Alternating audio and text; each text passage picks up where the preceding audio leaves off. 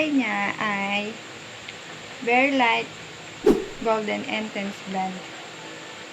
Very Light Golden Intense Blonde. Maganda siya. Ayan, yung dating kulay na maganda rin. Yung kulay na to ay 8.33. Ngayon naman, yung ikukulay ko ay 9.33. Ito pala guys ay yung ganito kalaki, 100 ml siya. And meron na rin siya dyan sa likod niyan. Sa likod nito, mga directions at kung paano natin siya i-apply. Then, guys, be careful lang sa pagkulay. Ingat-ingat lang. Mag-ingat lang tayo guys kasi yung iba may allergy sa pangkulay. So ako, wala kasi akong allergy sa mga pangkulay na yan. Kaya, at yung hair ko, makapal yan siya. Tapos, yung dating kulay ng buhok ng hair ko ay black na black. Color black talaga yung kulay ng buhok. Kaya, mag-iingat lang yung iba. Basahin na lang natin dito ng mabuti yung mga nakalagay sa likod. At, yun. Tara! Magkulay na tayo.